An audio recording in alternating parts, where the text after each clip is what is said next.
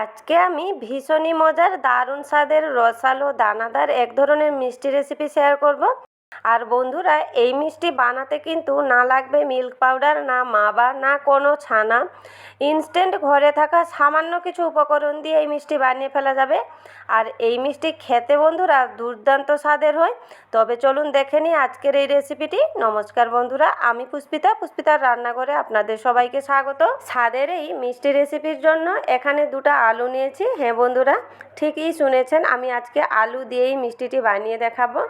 আর এই দুটো আলুকে পাতলা পাতলা চিপস যেভাবে আমরা কাটি ঠিক সেইভাবেই কেটে নিতে হবে। এই দেখুন, আলু দুটাকে আমি পাতলা পাতলা চিপসের মতো কেটে নিয়েছি। এরপর ভালো করে ধুয়ে নিব।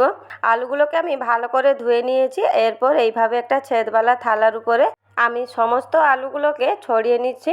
এরপর এদিকে আগে থেকেই কড়াইতে জলটা গরম করতে বসিয়েছিলাম। জলটা যখন গরম হয়ে যাবে থালাটা দিয়ে ঢাকা দিয়ে দিব। আর মিনিমাম 8 থেকে 10 মিনিট মতন আলুটাকে স্টিম করে নিতে হবে। এখানে 10 মিনিট পর ঢাকাটা খুলে দেখাচ্ছি। দেখুন, আলুটা খুব সুন্দরভাবে সেদ্ধ হয়ে গেছে। খুব ভালোভাবে কিন্তু আলুটাকে ওভারকুক করেই সেদ্ধটা করে নিতে হবে। আর আলুগুলোকে একটু ঠান্ডা করে নিতে হবে, তবে পুরোপুরি ঠান্ডা করা যাবে না, যাতে এইভাবে আমরা হাতে তুলতে পারি। হালকা একটু গরম থাকা অবস্থায় সমস্ত আলুকে গ্রাইন্ডিং জারে দিয়ে দিব। এরপর গ্রাইন্ডিং করার জন্য 1 কাপ দুধ নিয়েছি, তবে একেবারে না দিয়ে অল্প অল্প করে দিয়ে আলুগুলোকে পেস্ট করে নিতে হবে। আর দেখুন, এইভাবে স্মুথভাবেই পেস্টটা করতে হবে। যেরকম একটা ক্রিমের মতোই লাগছে, ঠিক এইভাবেই পেস্টটা করে নিতে হবে।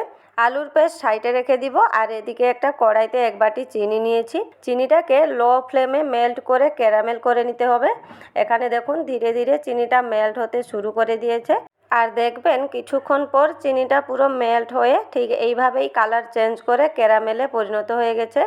এখানে আমার ক্যারামেল রেডি হয়ে গেছে। এরপর তাতে দিয়ে দিব 1 বাটি পুরো ঘন করে রাখা মালাই সমেত 1 বাটি দুধ। এখানে দুধটা দেওয়ার পর দেখুন এইভাবেই ক্যারামেলের সাথে খুব ভালোভাবে মিশিয়ে নিতে হবে। আর ধীরে ধীরে দেখবেন খুব সুন্দরভাবে মিশেও যাবে। এখানে ক্যারামেলের সাথে দুধটা খুব ভালোভাবে মিশিয়ে নিয়েছি। এরপর তাতে দিয়ে দিব আলুর যে পেস্ট করে রেখেছিলাম, ওই মিশ্রণটার মধ্যে দিয়ে দিব। এখানে আলুর পেস্টটা দেওয়ার পর খুব ভালোভাবে সব কিছুর সাথে মিশিয়ে নিতে হবে। আর মেশানোর পর দেখবেন অনেকটাই মিশ্রণটা পাতলা হয়ে যাবে। ধীরে ধীরেই রান্না করে নিতে হবে আর কন্টিনিউ এইভাবেই নাড়াচাড়া করতে হবে। এখানে ফ্লেমটাকে মিডিয়াম টু লো রাখতে হবে। আর মিডিয়াম টু লো ফ্লেমে এইভাবে কন্টিনিউ নাড়াচাড়া করার পর যখন একটু ঘন হয়ে আসবে তাতে দিয়ে দিব 2 চামচের মতো ঘি। ঘি এখানে কিন্তু বেশি দেওয়া যাবে না, 2 চামচ দিলেই হবে। এখানে 2 চামচ ঘি দেওয়ার পর দেখুন কিছুক্ষণ রান্না করার পর ধীরে ধীরে আলুর এই পেস্টটা একটা ডো ফর্মে এসে যাবে। আর একটু টেস্ট বাড়ানোর জন্য এখানে 1/2 কাপ নিয়েছি শুকনো নারকেলের গুঁড়া। শুকনো নারকেলের গুঁড়া দিলে এর টেস্টটা কিন্তু খুব ভালো আসবে আর মিষ্টি একটু দানাদারও হবে। নারকেলের গুঁড়াটাকেও আলুর ডোর সাথে খুব ভালোভাবে মিশিয়ে নিয়ে আরও মিনিট 2 মতন এইভাবে রান্না করে নিব। আর দেখুন ঠিক এইভাবে একটা শক্ত ডো ফর্মে এসে যাবে। এখানে ডোটা রেডি হয়ে গেছে। এরপর ঠান্ডা করে নিব। এদিকে ডোটাকে আমি ঠান্ডা করে নিয়েছি, তবে বেশি ঠান্ডা করা যাবে না। হালকা গরম থাকা অবস্থায় ডোটাকে আমি একটা এইভাবে পেপার নিয়ে নিয়েছি। আপনারা এখানে বাটার পেপার কিংবা ফয়েলও ব্যবহার করতে পারেন। পেপারে দিয়ে আমি ডোটাকে একটু সেট করে নিচ্ছি। আর এইভাবে হালকা একটু গরম থাকা অবস্থায় যেভাবে হোক আপনারা শেপও দিতে পারবেন। এইভাবে শেপ দিয়ে আমি ওই পেপারেই মুড়ে একটু সেট হওয়ার জন্য এখানে 1 ঘন্টার জন্য ফ্রিজে রেখে দিব। যদি ফ্রিজে রাখতে না চান তাহলে এমনি রুম টেম্পারেচারেও 2 ঘন্টার মতো রেখে দিলেই খুব সুন্দরভাবে সেট হয়ে যাবে। এখানে আমি আলুর ওই ডোটাকে একটু সেট হওয়ার জন্য ফ্রিজে রেখে দিয়েছিলাম। আর দেখুন কত সুন্দরভাবে সেটও হয়ে গেছে। এরপর মিষ্টিগুলোকে কেটে নিব। তার আগে একটু যাতে দেখতে ভালো লাগে তার জন্য এখানে আমি ওপর থেকে একটু শুকনো নারকেলের গুঁড়া ছিটিয়ে নিচ্ছি। এটা সম্পূর্ণ অপশনাল।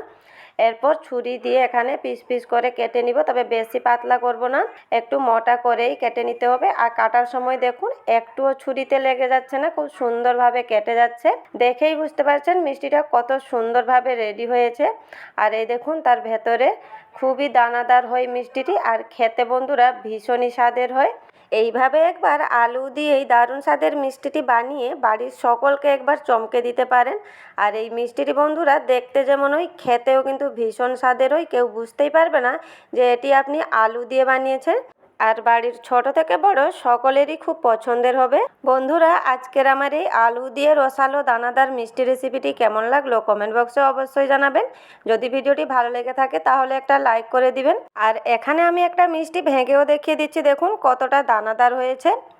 নমস্কার বন্ধুরা, আজকের মতো এই পর্যন্তই। আবার দেখা হবে নতুন কোনো রেসিপিতে। ভালো থাকবেন, সুস্থ থাকবেন।